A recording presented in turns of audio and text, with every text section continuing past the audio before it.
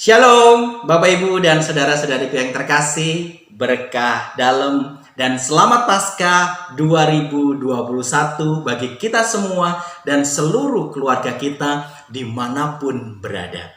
Semoga kasih karunia Tuhan dan rahmat sengsara, wafat maupun kebangkitan Kristus senantiasa boleh dicurahkan bagi hidup kita dan memberi kekuatan iman sehingga kita boleh menjalani hari-hari di sepanjang tahun 2021 ini dengan penuh sukacita, damai sejahtera, dan kekuatan iman yang membawa kita untuk menjadi saksi bagi keselamatan yang telah dianugerahkan kepada kita maupun seluruh dunia. Amin.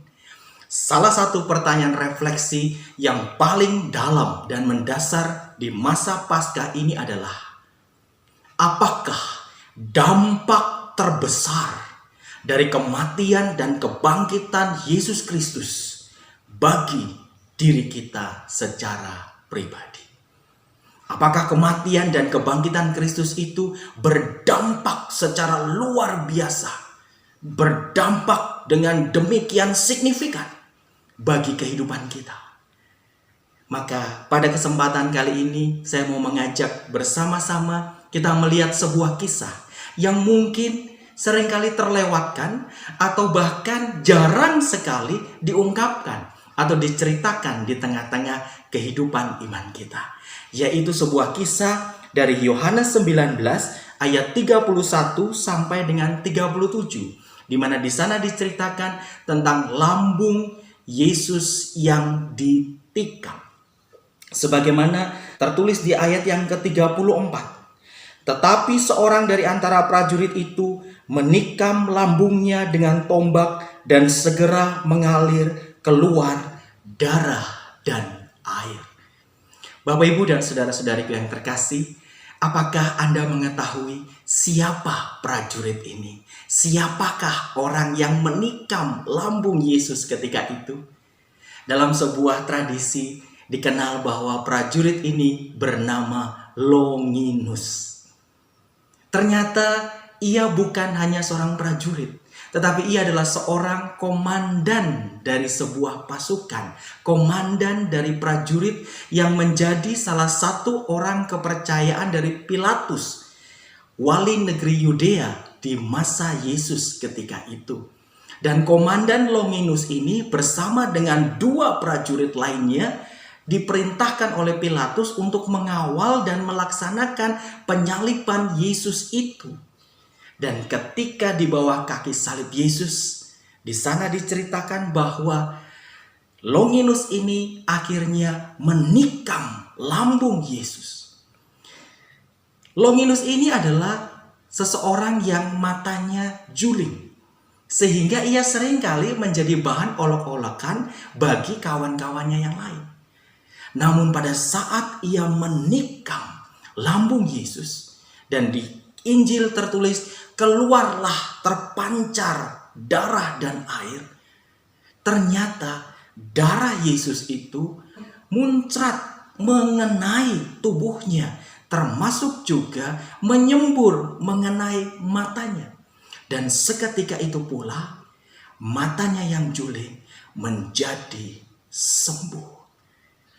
Maka begitu kaget Longinus saat itu, dan ia akhirnya turun dari kudanya untuk menatap Yesus.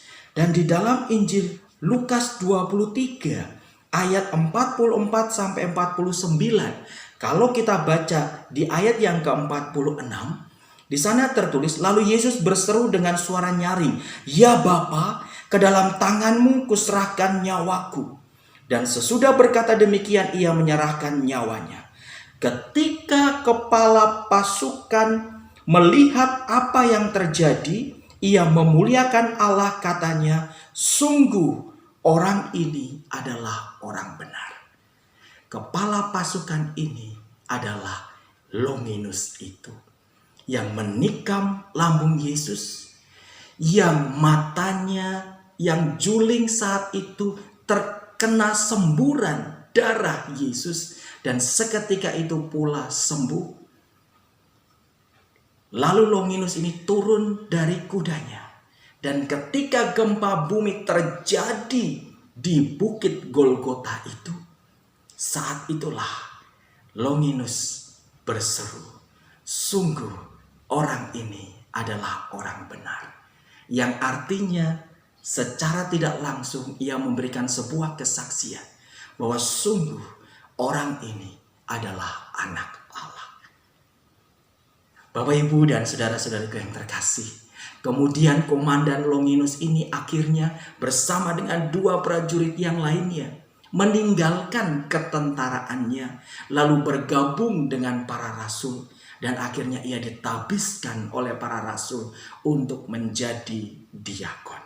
Yang kemudian beberapa waktu selanjutnya akhirnya ia ditetapkan sebagai Santo Longinus.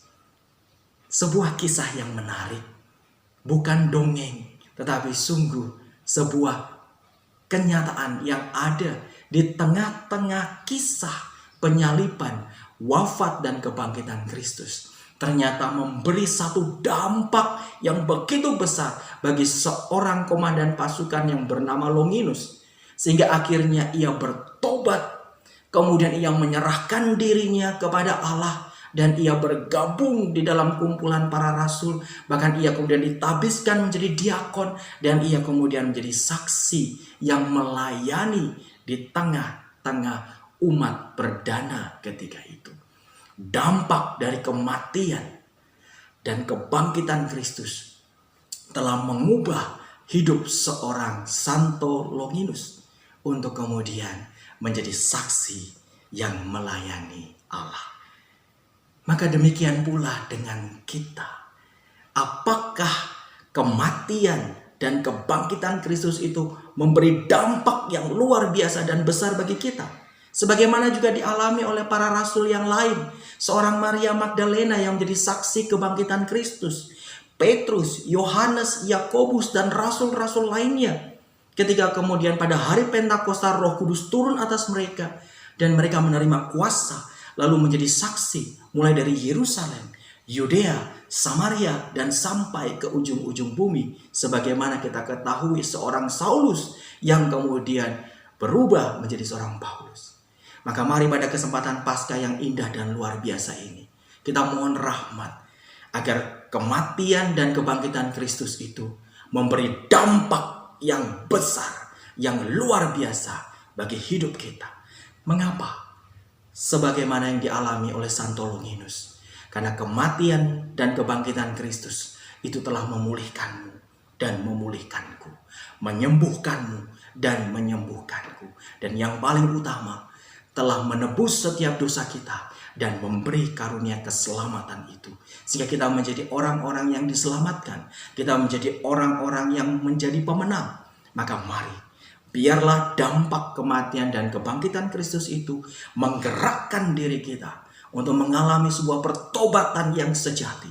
Kemudian menyerahkan diri kita sepenuhnya kepada Allah, untuk kemudian Allah boleh berkenan memakai setiap kita menjadi saksinya, melayaninya, mengasihinya sampai selama-lamanya, serta mengasihi sesama dan berbagi rahmat serta berkat kepada sesama.